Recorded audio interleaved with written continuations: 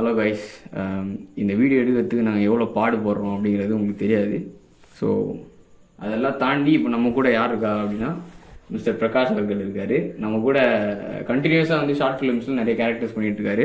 இந்த வீடியோவில் என்ன பார்க்க போகிறோம் அப்படின்னா, ஸ்டார்டிங்லேருந்து இவர் கூட நான் கொலாபரேஷன் பண்ண ஜேர்னிலேருந்து இப்போ ஃபைனலாக பண்ண 6வது வரைக்குமே என்னென்ன பண்ணியிருக்கோம், என்னென்ன மாதிரியான ஒரு எக்ஸ்பீரியன்சஸ் அப்படிங்கிறது நம்ம மேஜராக பார்க்க போகிறோம். அதில் இது வந்து ஒரு 2 செக்மெண்ட்டாக பிடிச்சிக்கலாம். அருநிலை ஒரு செக்மெண்ட்டும் 6வது ஒரு செக்மெண்ட்டும். ஸோ மிஸ்டர் பிரகாஷ், வணக்கம். வணக்கம். இப்போ உங்ககிட்ட வந்து ஒரு சில கேள்விகள் கேட்க போகிறேன். ஃபர்ஸ்ட் கேள்வி என்னன்னா, இப்போ நான் வந்து உங்ககிட்ட ஃபர்ஸ்ட் ஒரு ஐடியா சொன்னேன், ஒரு ஷார்ட் ஃபிலிம் பண்ணலாம் அப்படின்னு. ஃபர்ஸ்ட் டைமாக நீங்கள் ஆக்ட் பண்ணதுலேருந்து இப்போ வரைக்குமே என்னென்ன புதுசாக இம்ப்ரூவ் ஆயிருக்கு, நம்ம என்னென்ன பண்ணியிருக்கோம் அப்படிங்கிறத நீங்கள் மனசார நீங்கள் அங்கே ஷேர் பண்ணிடலாம். அருண்நிலைக்கு முன்னாடி சின்ன சின்ன ஷார்ட் ஃபிலிம்லாம் நம்ம பண்ணோம். ஆமாம், அதெல்லாம் வந்து நடிப்புனா என்னன்னே தெரியாது. சும்மா நம்ம படத்தை பார்க்குறது, அடுத்த பெரிய பெரிய ஆர்டிஸ்ட் நடிக்கிறதெல்லாம் பார்க்குறோம் நம்ம. ஸோ அதை வந்து நம்ம அப்சர்வ் பண்ணி அதை ஆக்டிங்காக கொஞ்சமாக கொடுத்தோம். அருண்நிலையெல்லாம் நடித்து கொஞ்சம் நம்ம அந்த நாலேஜ் உள்ளே போன பிறகு 6வது நம்மளுக்கு ஒரு அந்த கதை கேட்கும்போதே ஒரு இன்ஸ்பிரேஷன். சரி, இது கண்டிப்பாக பண்ணணும். ஒரு குடிகார கேரக்டர்னு சொல்லும்போது மனசுக்குள்ளே கொஞ்சம் பயமாக தான் இருந்தது, எப்படி பண்ண போகிறோன்ட்டு. பட் அதுக்காக நான் என் மனசுக்குள்ளே நானே ப்ரிப்பேர் ஆனேன். இப்படி பண்ணணும், கண் நம்மளுடைய பாடி எல்லாத்தையும் கொஞ்சம் மாற்றணும் அப்படின்னு நினச்சி அது கொஞ்சம் பண்ணியிருக்கேன்னு நினைக்கிறேன். அந்த கேரக்டரில் கொஞ்சம் இன்வால்மெண்ட் காமிச்சேன் அப்படின்றதெல்லாம் நான் சொல்ல முடியும். ஃபர்ஸ்ட் பண்ண ஒரு ஃபிலிமே வந்து ஈகை தான். ஆக்சுவலாக அது வந்து பார்த்தீங்கன்னா எனக்கு இப்போ கூட சொல்கிறேன், எனக்கு டைரக்ஷன் தெரியாது, ஆக்டிங் தெரியாது, எதுவுமே தெரியாது. எனக்கு ப்ரொசீஜரெல்லாம் எனக்கு சினிமானா என்னன்னே தெரியாது, அவருக்கும் ஆக்டிங் தெரியாது. யாருமே எங்களுக்கு எதுவுமே வந்து ஒரு ப்ரொசீஜரெல்லாம் தெரியாது. ஆனால் நாங்கள் ஒரு ஸ்டெப்பாக பொறுமையாக எடுத்து வச்சு வந்த ஒரு கடைசியான ஒரு ஃபிலிம் தான் 6வது. ஆக்சுவலாக இப்போ நாங்கள் எடுத்த எல்லாமே வந்து 0 பட்ஜெட். அதாவது ஒத்த ரூபா கூட இன்வெஸ்ட் பண்ணாமல் எவ்வளோ முடியுமோ பக்கத்தில் இருக்கிறவன் அவனுக்கு இது தெரியும், இவனுக்கு அது தெரியும் அப்படின்னு சொல்லி ஒன்றா சேர்ந்து யுனைட்டடாக பண்ண ஒரு ஃபிலிம்ஸ். இது எல்லாமே ஈகைன்னு கூட விட்டுருங்க, நான் ஏற்றுக்கோங்க. நான் வந்து ஆரம்பிச்சு உங்ககிட்ட வந்தேன் இல்லையா, இதை பண்ணணும், இந்த மாதிரி ஒன்று இருக்கு, இனிமே பண்ண போறோம் அப்படிங்கறத நான் உங்ககிட்ட சொல்லியிருப்பேன் எல்லாமே. அந்த ஜேர்னிலேருந்து இப்போ வரைக்கும் வந்த ஜேர்னில நீங்க என்னென்ன வந்து அனுபவிச்சிருக்கீங்க? அதாவது ஓகே, இந்த மாதிரி நல்ல ஒரு அனுபவமா இருக்குன்னு நம்புறீங்களா? இதை முதல்ல கண்டிப்பாக நல்ல அனுபவம் தான். ஏன்னா வந்து ஈகையிலேருந்து நம்ம சொல்லலாம். ஈகையில் வந்து ஆக்டிங்னா என்னன்னு தெரியாது. அதான் ஃபஸ்ட்டு ஃபிலிம் எனக்கு கொடுத்தாங்க. ஈகையில் இப்படி தான் நீங்கள் நடக்கணும். அப்போல்லாம் அந்த படம் ஈகை முடித்து அந்த படத்தை நான் பார்க்கும்போது நிறைய மிஸ்டேக்ஸு இருந்தது, நிறைய அப்சர்வ் பண்ணேன். அதை நம்ம திருத்திக்கணும், கொஞ்சம் கொஞ்சமாக திருத்திக்கணும். அதை இல்லை அடுத்த இப்போ நம்மளுக்குள்ளேயே வந்து ஒரு மாறுதல் எடுத்துகிட்டு வரணும். அடுத்த சான்ஸ் கிடச்சிதுன்னா கண்டிப்பாக ஒரு நல்லபடியாக நடிக்கணும். அது வெக்கப்படக்கூடாது, நல்ல அவுட்புட் கொடுக்கணும் அப்படின்னு நினச்சேன் நான். அந்த அவுட்புட் வந்து கண்டிப்பாக ஓரளவுக்கு அருண்நிலையில் கொடுத்தேன். இந்த அருண்நிலை தாண்டி 6வது நிஜமாகவே எனக்கு ஒரு இன்ஸ்பிரேஷனு. இப்போ அடுத்த சான்ஸ்க்காக நான் கண்டிப்பாக வெயிட் பண்ணிட்டு இருக்கேன். அடுத்த சான்ஸ் கொடுத்தா என்னால் முடிஞ்ச வரைக்கும் சூப்பராக பண்ணுவேன். ஸோ ஓகே, இந்த ஃபிலிம்ஸ் எல்லாமே விட்டுருங்க. லைக் இந்த மொபைலில் பண்ணோம், சில இதெல்லாம் அவார்ட்ஸ் வாங்கியிருக்கோம், இந்த 5 மினிட்ஸ் ஃபிலிம் மாதிரி பண்ணியிருக்கோம், அதெல்லாம் எல்லாமே விட்டுருங்க. நம்ம அருநிலையிலேருந்து வருவோம். அருநிலை ஸ்டோரி வைஸாக உங்களுக்கு என்ன புரிஞ்சுது? அந்த படம் உங்களுக்கு கடைசியாக பார்க்குறப்போ உங்கள் கேரக்டராக நீங்கள் என்ன உணர்ந்தீங்க? அதில் அருண்நிலை வந்து என்ன உணர்ந்தேன்னா, சாதாரணமாக நீங்கள் எடுக்கிற படம் எல்லாமே ஒரு சோஷியல் பேஸ்டாக தான் இருக்குது. அதில் பையன் கேரக்டர் நம்ம சொல்லணும். அதாவது போதைக்கு அடிமையாகி கடைசி டைமில் அப்பா கூட இல்லாமல் போயிடுறாரு. அந்த கடைசி டைமில் அவன் உணர்ந்து வெளியில் வரான். அது ஒரு நிஜமாவே நல்ல ஃபிலிம். அது எனக்கு எல்லாத்தையும் ஒரு அனுபவமாக நான் பார்க்குறேன். நான் இந்த ஸ்டெப் ஒரு ஸ்டெப்பு வைக்கிறோம், இன்னொரு ஸ்டெப் வைக்கும்போது நம்ம இன்னும் கொஞ்சம் உயரத்துக்கு போகிறோம். அப்படி ஒரு படிப்படியாக ஒரு இதுவை தான் நான் பார்க்குறேன். அது அருநிலையாக இருந்தாலும் 6வது எனக்கு வந்து ஒரு மிகப்பெரிய ஒரு தைரியம்.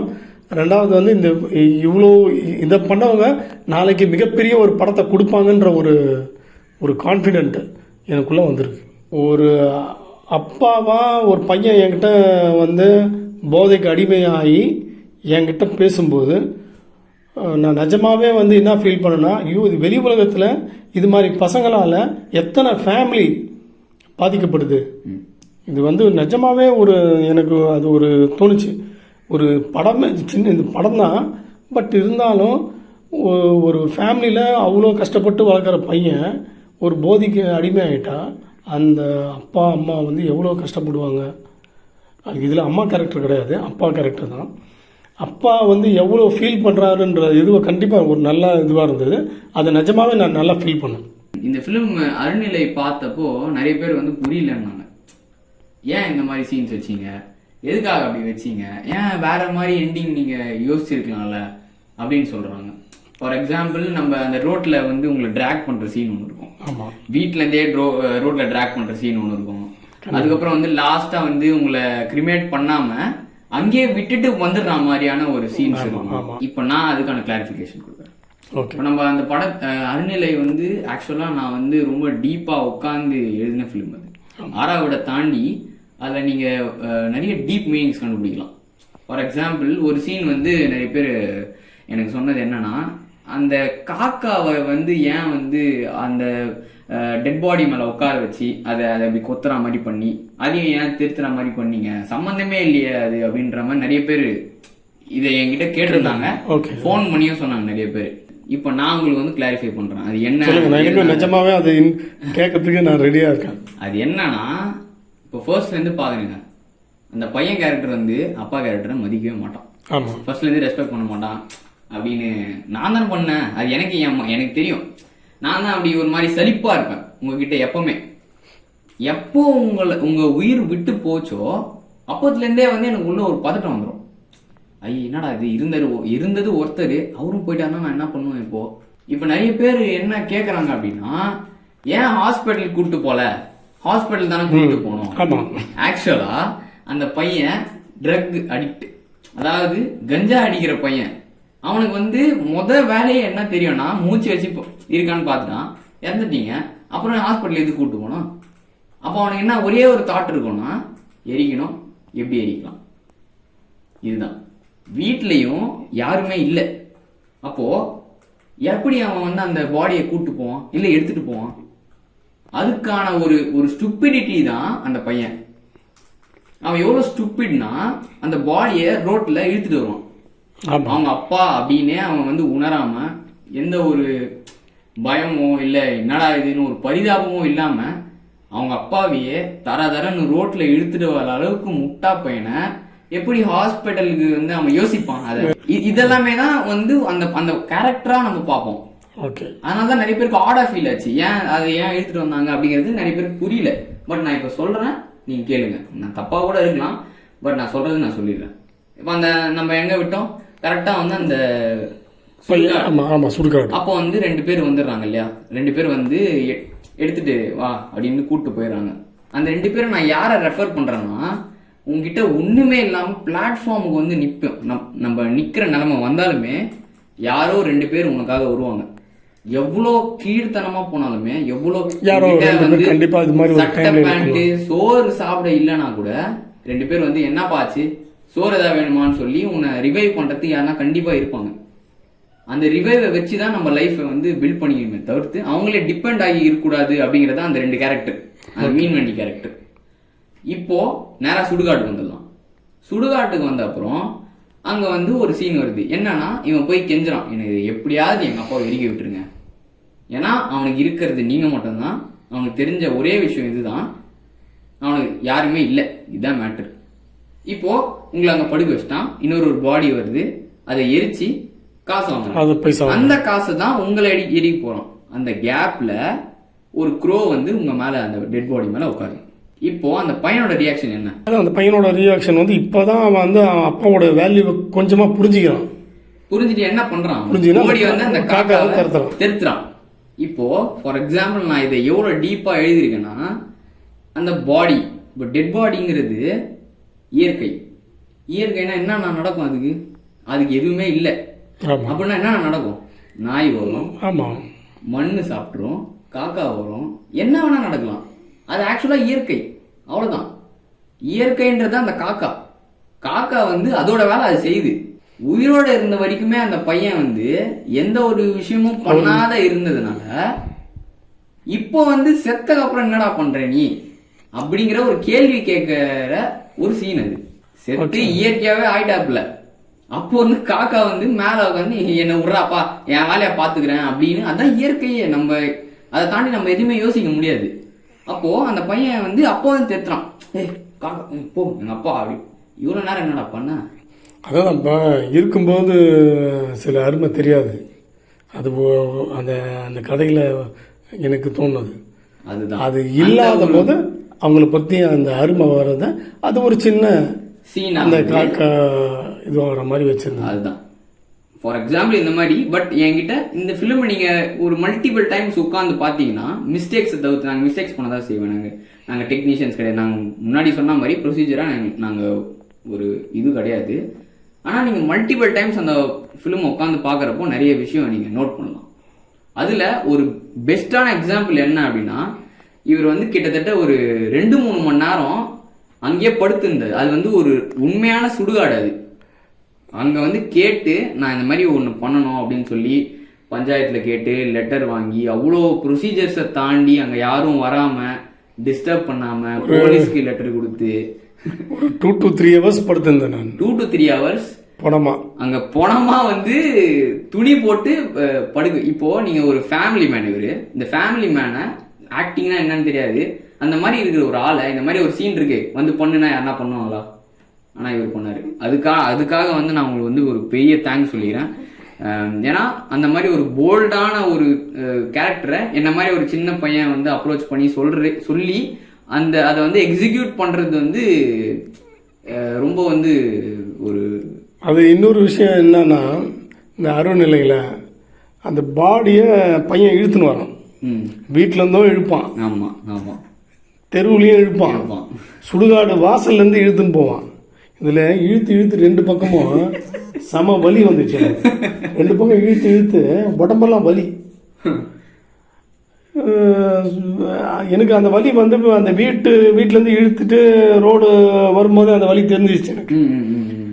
திரும்பவும் வந்து சுடுகாடு வந்தோடனே சார் படுங்க சார் திரும்பவும் இழுக்கணும் அப்படின்ன உடனே எனக்கு கொஞ்சம் இதுவாகிடுச்சு. ஏன்னா அன்னைக்கு வந்து எனக்கு நிஜமாவே ஃபீவர், உடம்பு சரியில்லை, மாத்திரை போட்டுருந்தா நடிச்சது. அது வலி என்னால வந்து அதை ஸ்டாப் பண்ண முடியல. ஏன்னா கண்டிப்பா எடுத்தாகணும். ஒரு நாள் தான் இருந்தது எனக்கு கரெக்டா. இந்த ஃபிலிமே வந்து 2 நாள்ல முடிச்சது. 2.5 நாள் இருக்கும்னு நினைக்கிறேன். ஏன்னா எல்லாருமே வந்து பெர்ஃபெக்டா பார்த்து பண்ணணும் இல்லையா? அதனால வந்து அவ்வளோ ஒரு பெர்ஃபெக்டா வந்து ஷெட்யூல் பண்ணி பண்ண ஒரு ஃபிலிம் இது. ஸோ அதனால நான் உண்மையாவே வந்து ரொம்ப தேங்க்ஸ் சொல்லிக்கிறேன் இந்த நம்ம பிரகாஷ் சாருக்கு. ஏன்னா அருமையான ஒரு ரோலு. அந்த ரோலையும் வந்து புரிஞ்சுக்கிட்டு பண்றாரு அப்படின்னா அது உண்மையாவே நான் வந்து கங்க்ராட்ஸ் பண்ண வேண்டிய ஒரு விஷயம். சரி, ஓகே. அருநிலையை பத்தி நம்ம நிறைய பேசிட்டோம். இப்போ நம்ம ஆறாவடை பத்தி பேசுவோம். ஆறாவடு உங்களுக்கு எவ்வளவு ஸ்பெஷல்? ரொம்ப ஸ்பெஷல். நான் ஃபர்ஸ்ட் வந்து என்கிட்ட அந்த கதை வந்து ஒரு அவுட்லைனாக சொல்லும்போது, இது வந்து ஒரு குடிகாரன், நீங்கள் ஒரு இடத்துல விழுந்திருக்கணும், உங்களை தூக்கின்னு வருவாங்க அப்படிலாம் சொல்லும்போது ஃபஸ்ட்டு யோசித்தேன் நான், குடிகாரன்னா நடிக்கலாமா இல்லை எப்படி வெளியில் அது எப்படி பேசுவாங்க அப்படின்லாம் யோசித்தேன். இப்போ நடிப்புன்னு வந்துட்டால் எதை வேணால் நடிக்கணும். அதனால் வந்து ஓகே நான் நடிக்கிறேன், எங்கே சொல்லி அப்படியே நடிக்கிறேன், என்ன பண்ணணும், ஏது பண்ணணும், எப்படி வேணால் நடிக்கிறேன் அப்படின்ற மாதிரி ஒரு. ஆனால் நிஜமாகவே அந்த ஆறாவது நடித்த பிறகு எனக்குள்ளே ஒரு ஸ்பிரிட்டு கண்டிப்பாக வந்து எந்த கேரக்டர் கொடுத்தாலும் நான் பண்ணுவேன். அந்தளவுக்கு ஒரு ஸ்பிரிட். ரெண்டாவது எனக்கு நிறைய சொல்லி கொடுத்தது, இந்த இடத்துல நீங்கள் இப்படி பண்ணணும், இப்படி பார்க்கணும் அப்படிலாம் சொன்னது வந்து அவங்க சொல்லிட்டாங்க. அதை நான் செஞ்சேன். ஒரு சில இடத்துல தப்பு நடந்திருக்கு, திரும்ப அதை ரீடேக் போய்ட்டு அதை நம்ம கரெக்ட் பண்ணியிருக்கோம். ஆனால் ஆறாவது எதுக்கு ஸ்பெஷல் அப்படின்னு சொல்கிறேன் அப்படின்னா, அதாவது ஒரு ரியல் மூவியில் நடித்த திருப்தி கிடைச்சது எனக்கு. ஓ அந்த அளவுக்கு அவுட்புட் நீங்க ஆமாம், அந்த அளவுக்கு அவுட்புட்டு, பிக்சரைஸ், கேமராமேனு சான்ஸே கிடையாது. நிஜமாவே அந்த படத்தை பாருங்க, அவ்வளோ அருமையாக இருக்கும். அது இன்னொரு இதுன்னா அந்த இன்னும் நல்லா பண்ணியிருக்கணும். அந்த குடிகாரன் கேரக்டர் அந்த எழுதுலேருந்து அசைவில் எல்லாத்தையும் உள்ளே வாங்கி ரொம்ப இன்னும் அருமையாக பண்ணியிருக்கணும்னு தான் நான் நினைக்கிறேனே தவிர, அதுலேருந்து என்னால் இப்போ கூட வெளில வர முடியல. இன்னும் நல்லா பண்ணணும், நல்லா பண்ணியிருக்கலாம் இந்த இடத்துல. ஒரு ஆக்சுவலாக நம்மளுக்கு சினிமாவில் இருக்கிற ஒரு லேடி நம்மளுக்கு சொன்னாங்க என்னன்னா, நீங்கள் வந்து அந்த 6வது படம் பார்த்தேன் நான். நீங்கள் சாப்பாடு பிசையும் போது உங்களோட கை நார்மலாக இருக்குது. நார்மலாக ஒரு சாதாரண மனுஷன் சாப்பிட்டா எப்படி சாப்பிடுவாங்க, ஸோ அப்படி பேசுறீங்க. அதில் வந்து ஒரு அசைவுலாம் இல்லை, அந்த அசைவை நீங்கள் கொடுத்துருக்கணும் அப்படின்னு சொன்னாங்க. கண்டிப்பாக மேபி சின்ன சின்ன தப்பு நடந்திருக்கும். அது அடுத்த வாட்டி நான் நீங்கள் சொல்கிறதெல்லாம் உள்ளே வாங்கிக்கிறேன். இந்த கேரக்டரே எனக்கு ஒரு ஸ்பெஷல் கேரக்டர். அடுத்த வாட்டி அதெல்லாம் சின்ன சின்ன இதுவெல்லாம் கரெக்ட் பண்ணி ஒரு பெரிய இடத்துக்கு கண்டிப்பாக போவேன். அதுக்கு உண்டான வாய்ப்பை நீங்கள் கண்டிப்பாக கொடுக்கணும். கண்டிப்பாக கொடுப்பேன். நான் கண்டிப்பாக கொடுப்பேன். நம்ம டெக்னீஷியன்ஸை பற்றி பேசுவோம். நம்ம காஸ் இந்த 6வதுல வந்து நம்ம காசை பற்றி பேசுவோம். பிரவீன் அதாவது எனக்கு பையனாக நடிச்சிருப்பாரு. பையன் கேரக்டர் சொன்னால் அவருக்கு வந்து நடிப்புனா ரொம்ப கஷ்டப்படணும் அப்படிலாம் எனக்கு அவரை பார்த்தா தோன்றது. அப்படிதான் நடிப்பா, அதை பற்றி ஒரு பெரிய விஷயமே இல்லையா அப்படின்ற மாதிரி ரொம்ப ஒரு கேர்லெஸ்ஸாக ஒரு நட போடுங்க, இல்லை எழுந்து இப்படி நடங்க பாருங்க, அதுன்னு அசால்ட்டாக பண்ணிட்டு போயிடுறாப்புல. ஆனால் எனக்கு சொல்லும்போது அதை வந்து நான் உள்ளே வாங்கி இப்படி பண்ணால் நல்லாயிருக்கும், அப்படி பண்ணால் நல்லாயிருக்கும். பட் அந்த பையன் வந்து ரொம்ப கேர்லெஸ்ஸாக பண்ணிட்டு போயினே இருப்பான். ஒரே ஷாட்டில் முடிஞ்சிடும் எல்லாமே. நிஜமாவே பிரவீனுக்கு நான் கண்டிப்பாக ஒரு தேங்க்ஸ் சொல்கிறேன். நான் சூப்பர், நிஜமாவே நல்ல ஒரு நடிப்பு. ஏதோ ஒரு பதட்டம் எல்லாம் இல்லாமல் அவரோட நடிப்பை அருமையாக கொடுத்துட்டு போயிடுவார். கேமராமேன் தான் சொல்லிடணும். கேமராமேன் வந்து நான் சொல்லணும்னா, ஆக்சுவலாக அந்த 6வது எடுக்கும்போது மழை, அந்த ரயில்வே ஸ்டேஷன் அந்த மழையிலையும் மழை வந்து தொடர்ந்து பெஞ்சிருந்தது. ஒரு அரை மணி நேரம் பெய்யும், திரும்ப நின்றுடும், திரும்ப எடுக்க வருவோம், திரும்ப பெய்யும். ஸோ அவர் அப்படி ஒரு அந்த மழையிலையும் அவரோட உழைப்பை கொடுத்தாரு. எந்த ஒரு இதுலேயும் அவர் சோர்ந்து போகல. பிரேமுக்கு ஒரு தேங்க்ஸ் சொல்கிறேன். பிரேம் வந்து பார்த்தா ஒரு கடின உழைப்பாளின்னு சொல்லணும். கண்டிப்பாக திரும்பவும் ஏதாவது சின்ன திரும்பவும் போயிடலாம், பரவாயில்ல இருக்கட்டும், அது மழை முடிஞ்ச பிறகு பார்த்துக்கலாம், வெயிட் பண்ணுங்கள், பரவாயில்ல, டைம் ஆனால் பரவாயில்ல. சாப்பாடு கூட சாப்பிடல, எல்லாம் முடிச்சுட்டு வந்துடும் சாப்பிட்டோம் அன்றைக்கி. நிஜமாவே வந்து கேமராமேன் கிரேட், நம்மளுக்கு கிடைச்ச ஒரு பொக்கிஷன். அவ்வளோதான், நானும் அதை தான் சொல்லணும். ஏன்னா நாங்கள் வந்து ஒரு 2 to 3 இயர்ஸாக வந்து பேசிகிட்டு இருக்கோம், ஏதாவது ஒன்று ஆச்சு அட்லீஸ்ட் பண்ணணும், கண்டிப்பாக பண்ணியே ஆகணும் அப்படின்னு சொல்லிட்டு. அப்போது நான் வந்து யோசிச்சுட்டே இருந்தேன், என்னடா இது எல்லாமே தள்ளி போகுதே, சரி ஓகே இந்த தடவை வந்து கொஞ்சம் கண்டிப்பாக இம்ப்ளிமெண்ட் பண்ணிடலாம் அப்படின்னு சொல்லி தான் நான் பிரேம்கிட்ட பேசி அந்த கேமரா கொடுத்த எல்லாருக்குமே நன்றி. ஏன்னா எங்களுக்கு யாருமே வந்து தெரியாது, கேமரா கொடுத்தவங்க இந்த எக்யூப்மெண்ட்ஸ் கொடுக்குற யாருமே எனக்கு தெரியாது. பிரேம் தான் வந்து இது எல்லாமே எங்களுக்கு ஒரு ஃப்ரெண்டு மூலியமாக ப்ரொவைட் பண்ணோம். அது எல்லாமே ஃப்ரீ. அதுவும் எத்தனை நாள்னா 2 நாள். ஆமாம் 2 நாள். அந்த 2 நாளில் வந்து மொத்த ஷூட்டுமே நாங்கள் வந்து முடிக்கணும். எல்லாமே கிளியர் அண்ட் கட்டாக வந்து எந்த ஒரு மிஸ்டேக்ஸ் இல்லாமல் ப்ரீ பிளான்டாக போய் அதை அந்த வீடு எப்படி இருக்கணும், அந்த அறையில் எப்படி எல்லாம் வைக்கணும், அது எல்லாமே அவ்வளோ பண்ணி தூங்காமல் கொள்ளாமல் என் கூட வந்து அவன் ஓடிட்டு இருந்தான். இன்னொரு விஷயம் என்னன்னா, இப்போ நாங்கள்லாம் வந்து ஸ்க்ரீனில் தெரியிறோம், பட் அவர் ஸ்க்ரீனில் தெரிய மாட்டார். பட் அவருக்கு பெரிய ஹார்ட் ஒர்க்கு. நிஜமாவே ஸ்க்ரீனை தெரியாத அந்த கேமராமேன் பிரேமுக்கு என்னோட வாழ்த்துக்கள். நானும் என்னோட வாழ்த்துக்களை சொல்கிறேன். ஏன்னா என் கூட அவன் வந்து எனக்கு தெரியும், எனக்கு அவனுக்கு 2 பேருக்குமே தெரியும். ஏன்னா அவ்வளோ வேர்த்து ஊற்ற அந்த வீட்டில் அந்த ஃபேன் இல்லை, சில இடத்துல ஃபேன் லைட்ஸ் இருக்காது. அதுக்காக நாங்கள் வந்து பல்பு அதெல்லாம் வாங்கி வந்து மாட்டி அதை ப்ரீ பிளான் பண்ணி செட் பண்ணோம். அதுக்கு இவன் வந்து கேமரா ஒரு ஒரு அந்த எக்யூப்மெண்ட்ஸ்லாம் வைக்கிறதே அவ்வளோ இருக்கு. ஏன்னா நான் இந்த ஃபிலிம்ல தான் பார்த்தேன் ஒரு லைட் எப்படி ஒர்க் ஆகும், இந்த கேமரா ரிக் எப்படி மாட்டுறானுங்க, எக்யூப்மெண்ட்ஸ் அந்த ட்ரைபாட் எப்படி செட் பண்றான், அதெல்லாம் வந்து இவனை பார்த்தா எனக்கு தெரியுது. ஏன்னா இவனும் வந்து இந்த கேமரா இந்த ஃபீல்ட்ல தான் இருக்கான். ஸோ இவனை வச்சு நம்ம பண்றப்போ இன்னும் வந்து ஓ இதான் மேட்டரா அப்படி.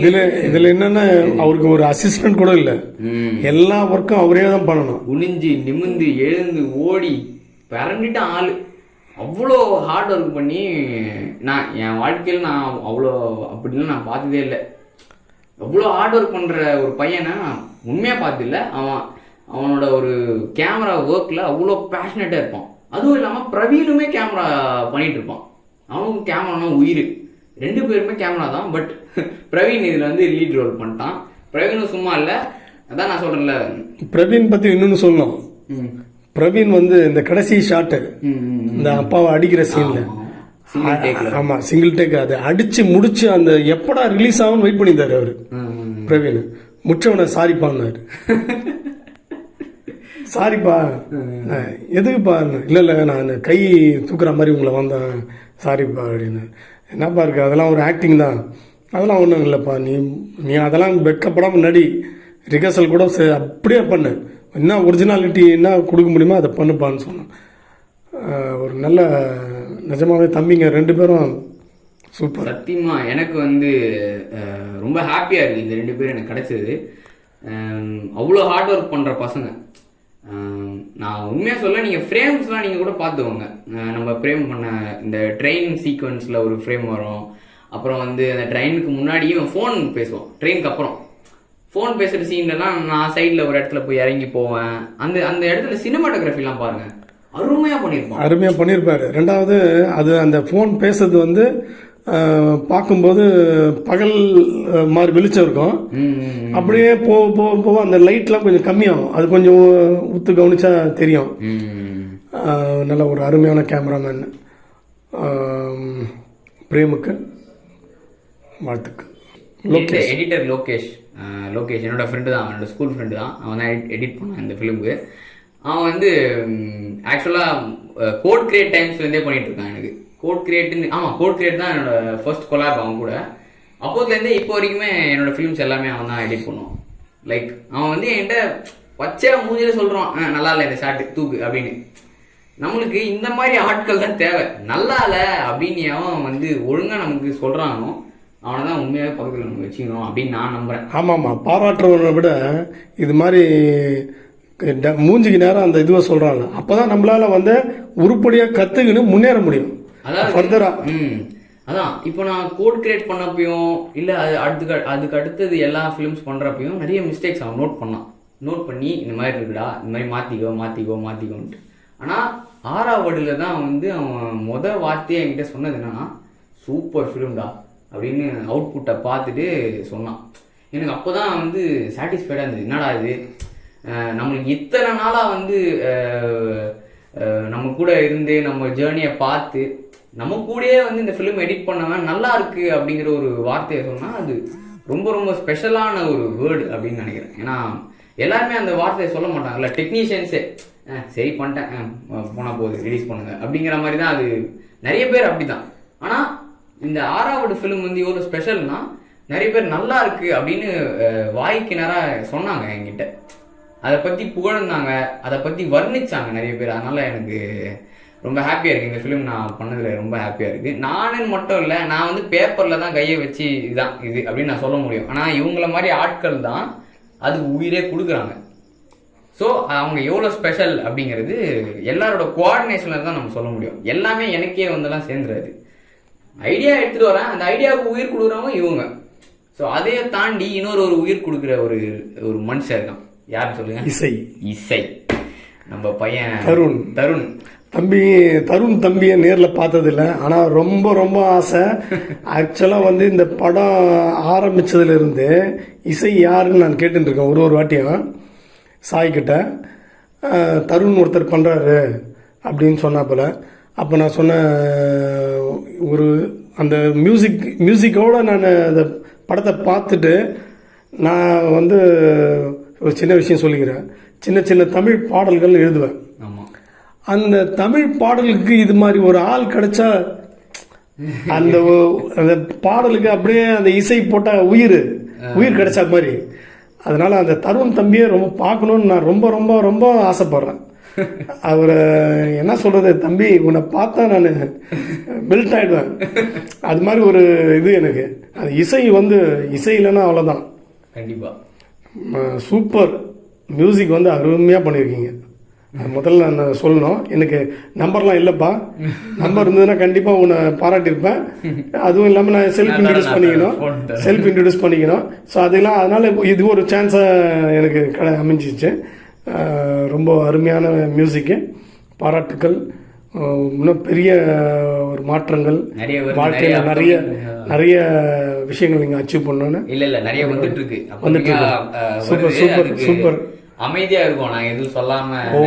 அமைதியா. அப்படியா என்னையும் கூட சேர்த்துங்க. எனக்கு என்னன்னா, நம்மளுடைய பாட்டை இசையோடு கேட்டால் எப்படி இருக்கும்னு ரொம்ப ரொம்ப ஆசை. அது வேறாது அப்படின்னு நினைச்சேன்.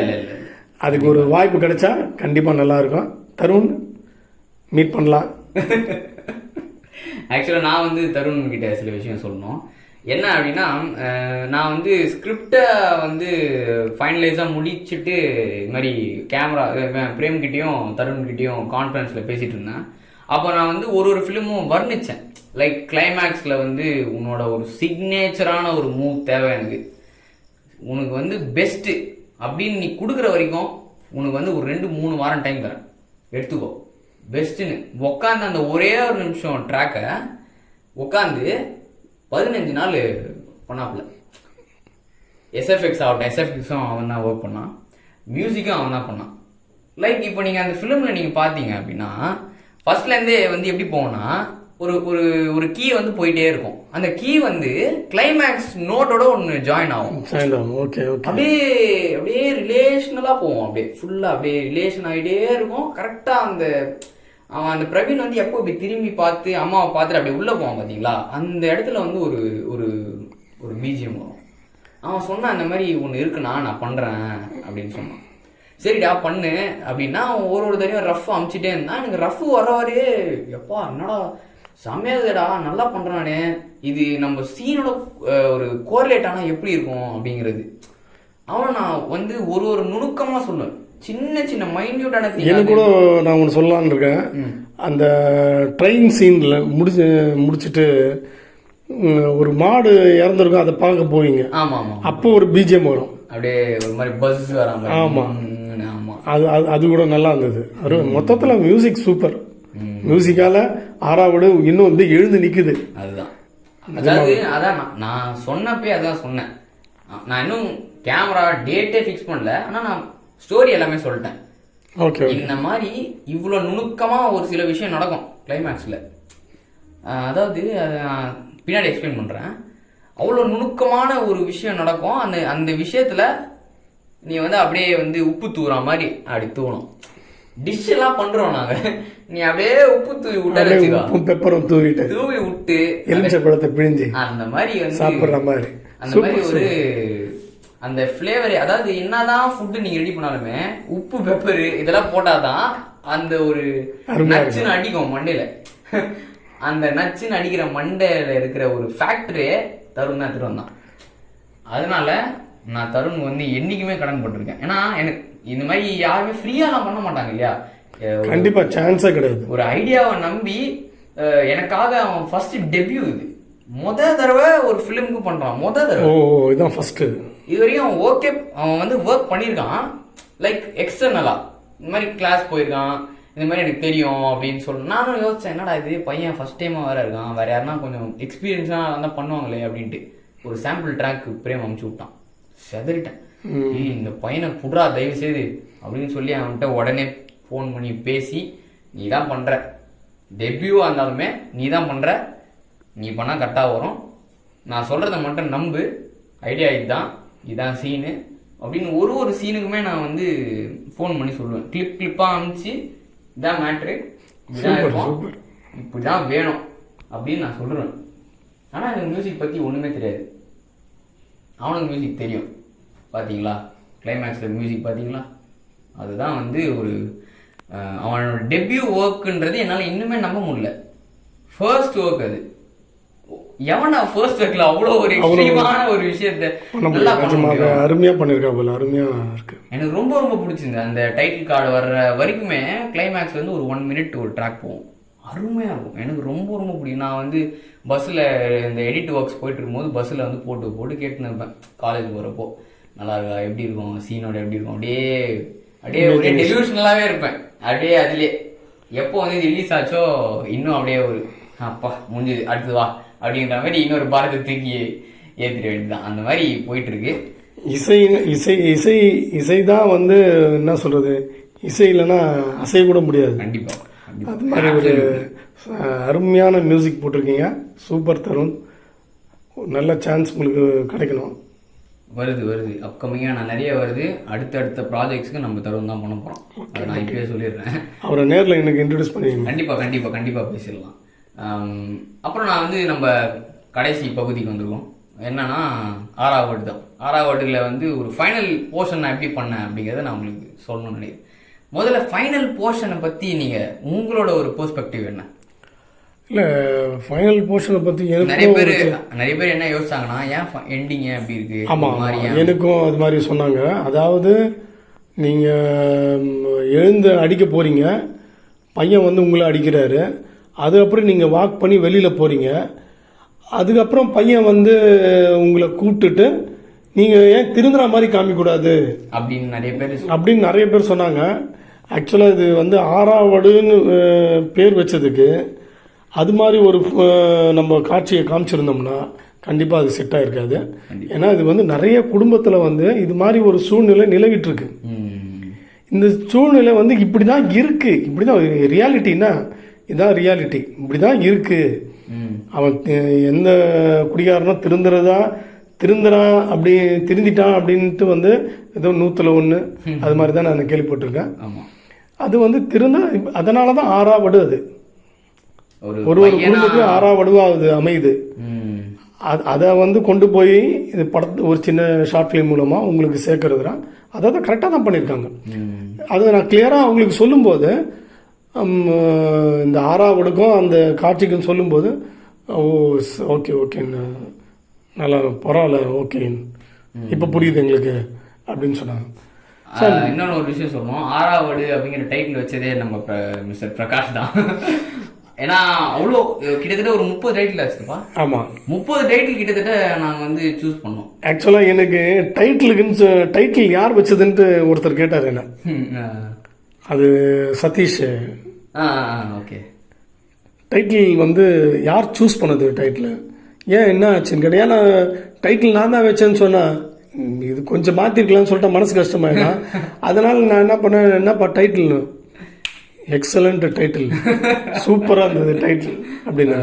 அதுக்கப்புறம் நான் சொன்னேன், ஆமாப்பா நான் தான்ப்பா ஹெல்ப் பண்ண கொஞ்சம் அப்படின்ற. செம்ம டைட்டில், சூப்பர், அருமையாக இருக்குது. அந்த 6வது வார்டு அந்த வேர்டே அந்த தமிழ் வார்த்தை வந்து ரொம்ப பிடிச்சிருக்கு எனக்கு, நல்லா அமைஞ்சுது. அது அப்படியே சிங்க் ஆச்சு, அந்த ஷார்ட் ஃபிலிமோட சிங்க் ஆச்சு அப்படின்னு சொன்னாங்க. எனக்கும் ரொம்ப பிடிச்சிருந்தது. அதை வந்து டைட்டிலாக எடுத்துக்கிருந்தது. ஆக்சுவலாக அந்த லாஸ்ட்டாக 2 லைன் வரும் இல்லையா, அது கூட இவர் தான் பண்ணுது, அதுக்கும் இவருக்கு தான் கிரெடிட்ஸு. இந்த 6வது வார்டு தான் சில குடும்பங்களில் இது மாறாத நிலை தான். அப்புறம் 2 லைன் வரும். அந்த 2 லைன் வந்து போட்டிருந்தா அந்த டைட்டிலுக்கும் இந்த ஃபிலிமுக்கும் வந்து எந்த ஒரு டச்சுமே இருக்காது. அப்படிங்கிறதுனால நாங்கள் அதை ரிமூவ் பண்ணிட்டோம். பட் அந்த 2 லைனோட வச்சதுனால இன்னும் எஃபெக்டிவாக இன்னும் போய் உட்காந்துது அப்படின்னு நான் நம்புகிறேன். என்னோட ஒரு விஷயம் இது. இல்லை நல்லா தான் இருந்தது. 6வது வார்டு தான் சில குடும்பங்களில் இது மாறாத நிலைதான் அப்படின்ற வார்த்தை. குடும்பம் நிறைய இது மாதிரி அந்த படம் பார்த்துட்டு, இந்த 6வது படம் பார்த்துட்டு நிறைய பேர் என்ன சொல்கிறாங்க அப்படின்னா, இது மாதிரி ஒரு சுச்சுவேஷன் தான் எங்கள் வீட்லேயும் இருக்குது அப்படின்னு நிறைய பேர் சொன்னாங்க. அது கண்டிப்பாக மனசுக்கு ஒரு மாதிரி பாதிப்பை ஏற்படுச்சு. ஏன்னா ஐயோ, இது இப்போ நம்ம ஒரு படமாக எடுத்துட்டோம் பார்த்துட்டோம், இப்போ நிறைய பேர் வீட்டில் இது மாதிரி தான் நடக்குது அப்படின்றது கொஞ்சம் ஒரு மனசுக்கு ஒரு மாதிரியா இருந்தது. ஆமாம், கண்டிப்பாக. அதாவது இதில் நான் வந்து ஒரு முக்கால்வாசி கூட காட்டணும்னு நினைக்கிறேன்னா, ஏன்னா ஒரு சீனில் வந்து நான் இவர்கிட்ட சொன்ன ஒரு விஷயம் என்னன்னா, கிளைமேக்ஸ் வச்சுதுப்பா, அந்த தட்டை வந்து தள்ளுங்க அப்படின்ற ஒரு விஷயம் நான் ஆக்சுவலா என்ன அங்க மீன் பண்ணேன் அப்படின்னா, அந்த தட்டை தூக்கி செவுத்துல விசிறு அடிங்கன்னு தான் சொன்னேன். அப்போ அந்த சாப்பாடுலாம் கீழே செதறி இருக்கும், செவுத்துல செதறி இருக்கும். அதை வந்து ஒரு தனி ஷார்ட்டா வைக்கலாம் அப்படிங்கிறது தான் பிளான். ஆனா இங்க என்ன சொல்லிட்டாங்கன்னா, நம்ம வந்து அப்படி மல்டிபிள் டேக்ஸ் போற மாதிரி இருக்கும் அப்படின்ற மாதிரி இருந்தது. அதுவும் டைம் வந்து பாத்தீங்கன்னா நைட்டு ஆயிட்டு 12:30 ஆயிடுச்சு. அதுவும் என் ஃப்ரெண்டோட வீடு தான். அவங்க எல்லாருக்குமே நான் ரொம்ப ரொம்ப நன்றி சொல்றேன். ஏன்னா அந்த டைம்ல கூட எங்களுக்கு வந்து ஹெல்ப் பண்ணாங்க. சஞ்சயோட ஃபேமிலிக்கு தேங்க்ஸ். அது மாதிரி ஒரு ஃபேமிலி நம்ம பார்க்க முடியாது. நீங்கள் எவ்வளோ நேரம் வேணால் எடுங்க, எவ்வளோ நேரம் வேணால் இருங்க. அந்த மணி 12 இருக்கும். அவங்க அம்மா வந்து உங்களுக்கு எதாவது சாப்பிட்றதுக்கு வேணுமான்னு கேட்டாங்க. நிஜமாவே ரொம்ப ரொம்ப நன்றி சொல்லிக்கிறோமா. இப்போன்னு இல்லை, இதுக்கு முன்னாடி ஒரு அருள்நிலையில் கூட அவங்க வந்து நீங்கள் எல்லாமே பண்ணுங்க, உங்களுக்கு என்ன ரெடி பண்ண சாப்பிட்றதுக்குன்னு கேட்டாங்க. அது நிஜமா உட்காந்து எங்களுக்கு எல்லாருமே சாப்பாடு போட்டாங்க. மத்தியானம் நீங்க தான் வந்து சாப்பிடுறீங்க அப்படின்னு சொல்லி அன்னைக்கு பிரிஞ்சி செஞ்சு அந்த ஃபேமிலிக்கு ரொம்ப ரொம்ப தேங்க்ஸ். ரொம்ப என்னோட மனமார்ந்த நன்றியை சொல்லிக்கிறேன் நான். ஏன்னா அந்த மாதிரி யாருமே டக்கு டக்குன்னு ஹெல்ப் பண்ண மாட்டாங்க. பண்றாங்க அப்படின்னா நான் அவங்க பேரை காப்பாத்துற மாதிரி பிலிம்ஸ் பண்ணணும் அப்படிங்கிறது எனக்கு இன்னொரு ஒரு பாரம். அது ஐயோ குடுக்கலாம் நம்மள. ஐயோ ஆக்சுவலா அதான் நான் அந்த சீன்ல வந்து இந்த செவுத்துல செதறி இருக்கிற மாதிரி ஒரு சீனை கேப்சர் பண்ணலாம்னு நினைச்சேன். ஏன்னா அதை கேப்சர் பண்றப்போ நம்மளுக்கு வந்து அந்த கேவாஸ் என்ன அப்படிங்கிறது அந்த எஃபெக்ட் காமிக்கும். பட் எனக்குமே அதில் கொஞ்சம் உறுத்தலாக இருந்தது. சாப்பாடை தூக்கி அடிக்க சொல்கிறாங்களே அப்படின்னு கொஞ்சம் ரெக்வஸ்ட் பண்ணேன். தள்ளி விடுற மாதிரி பண்ணலாமாப்பா, எதுக்கு சாப்பாடு, ஏன்னா கஷ்டப்படுறோம் நம்ம அப்படின்னு. பட் அதுக்கு வந்து கேமராமேன் எடுத்தவொடனே ஓகேன்ட்டார். டைரக்டர் அதுக்கப்புறமா தான் சொன்னார். ஏன்னா கேமராமேன் வந்து இல்லை வேணாம் சாப்பாடு கரெக்ட் நீங்கள் சொல்கிறது அப்படின்ற மாதிரி சொல்லிட்டாரு. டைரக்டர் கொஞ்சம் மனசை மாற்றிக்கின்னு தான் சொன்னார். ஏன்னா அவருக்கு அந்த ஷாட் வந்து இன்னும் அப்படியே ஒரு அக்ரெசிவாக இருக்கணும் அப்படின்னு நினச்சாரு. அதுல இருந்து அவருக்கு கொஞ்சம் மனநிலையை மாத்திக்கினேன். சரின்னு ஓகேன்னு ஒத்துக்கணும். ஏன்னா அப்பயும் வந்து இன்னொரு ஒரு ஃபேக்டர் ஒன்று நான் யோசிச்சேன். ஏன்னா அந்த சாப்பாடு வந்து ஒரு பாக்ஸ் தான் இருந்தது. அந்த பாக்ஸ்ல நம்ம முக்காவாசி தட்டுல போட்டோம், குழம்பாவட்டம் எல்லாமே போட்டு வச்சிட்டோம். நான் சப்போஸ் இந்த ஸ்டேட்ல சாப்பாடு செதறிச்சுன்னா சாப்பாடு இருக்காது. மணி 12:30 நம்ம அந்த டைம்ல போயிட்டு அவங்க கிட்ட போய் மேல சாப்பாடு கேட்க முடியாது. அது ஒரு அதனால சரி ஓகே, நம்ம இதுவே இன்னும் வந்து எவ்வளவு டெரிபிளா பண்ண முடியும், லைக் பார்க்கவே அப்படியே என்னடா இந்த ஆளு அப்படிங்கிற யோசிக்கிற அளவுக்கு எப்படி பண்ண முடியும் அப்படிங்கிற ஒரு விஷயத்தை தான் எடுத்துட்டு வரலாம் அப்படின்னு பிளான் பண்ணேன். லைக் நான் தான் சொல்றேன்ல, இந்த ஃபிலிம் வந்து எப்போ வந்து இன்னும் ஒரு கிராஃபே ஏறும் அப்படின்னா இவர் எப்போ உள்ள வராரோ தான். ரொம்ப சின்ன ரோல் தான், ஆனா அந்த சின்ன ரோல்ல உள்ள வந்து அந்த கதவுல என்ட்ரி ஆகும் போதே நான் பார்த்துட்டே இருக்கிறேன் ஃப்ரேம்ல. ஏன்னா என்கிட்ட மானிட்டர் இருக்கும், இன்னொரு போன்ல மானிட்டர், அங்கே கேமரா ஓடிட்டு இருக்கும், இவங்க சீன் நடந்துட்டு இருக்கும் அங்கே. அப்போ வந்து இப்படி மானிட்டர்ல பார்த்துட்டே இருக்கிறேன். இவர் ஒரு லுக்கு விட்டார், இப்படி கீழே இப்படி பார்த்துன்னு செதறிட்டேன். என்ன எப்பா இவர் இப்படி பண்றாரு அப்படின்ட்டு. ஏன்னா அந்த கதவுல என்ட்ரி ஆகும்போது, அதாவது கேமரா தான் அம்மா கேரக்டர் இந்த ஃபிலிம்ல. அதாவது நீங்களே அதாவது நீங்க ஃபிலிம் பாக்குறீங்கன்னா நீங்க தான் அந்த அம்மா கேரக்டர். அப்போ உங்களுக்கு வந்து அந்த எஃபெக்ட் அந்த ஃபேமிலியில உள்ள இருந்தா அந்த எஃபெக்ட் எப்படி இருக்கும் அப்படிங்கிறது தான் இந்த ஒரு யூனிக்கான ஒரு விஷயம் இதுல. ஸோ அப்படி பாக்குறப்போ கேமராவை வந்து ஒரு லுக் விடுவார், இப்படி கீழே அப்படியே இப்படி ஆடினே தள்ளாடினே உள்ள வருவாரு. அதெல்லாம் நான் சத்தியமா சொல்லவே இல்லை, நான் பாருங்க தான் சொன்னேன். நான் என்ன சொன்னேன்னா, இங்க நின்று இருப்பாங்க, கதவாண்ட நின்றுட்டு இருப்பாங்க, உங்க ஒய்ஃப் தானே, நீங்க எப்படி இருந்தாலும் பார்க்கணும், பார்த்து அவங்க என்ன பண்ணணும் அப்படின்னு பார்க்கணும்னு தான் சொன்னேன். ஜஸ்ட் இவரு இந்த மாதிரி ஒரு லுக் விடுவாருன்னு எனக்கு சத்தியமா தெரியவே தெரியல. அப்படியே ஓடு ஓடு ஓடு அப்படியே ஓடு கட்டே பண்ணாத அப்படின்னு சர்ன்னு அப்படியே அவரை எடுத்துன்னு வந்து உட்கார வச்சு, அப்பயுமே வந்து இவங்க வந்து திட்டுவாங்க, ஒரு வாய்ஸ் வரும், அப்பயும் ஒரு மாதிரி இப்படி திரும்பி ஒரு மாதிரி இப்படி பார்ப்பாரு.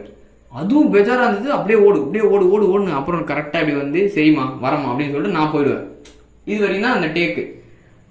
என்ன மாதிரி லுக்கு அது உண்மையாவே. நான் என்ன இவர் இந்த மனுஷன் உண்மையாவே சரக்கு தான் போட்டு வந்துட்டாரா. என்கிட்ட இந்த 6வது படம் பார்த்துட்டு நிறைய பேர் கேட்ட ஒரே கேள்வின்னா, சாப்பிட்டு நடிச்சிங்களா?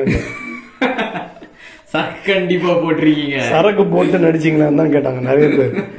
நான் வந்து அது இல்லைன்னு நிறைய நெருங்கிய நண்பர்கள் ஆகட்டும், அதில் நம்மளை அண்ணான்னு கூப்பிட்ற தங்கைகள்லாம் இருக்காங்க, அவங்களாகட்டும், அவங்க கூட எனக்கு ஃபோன் பண்ணி அண்ணா என்னண்ணா சரக்கு போட்டு நடிச்சிருக்கீங்க போல இருக்கு.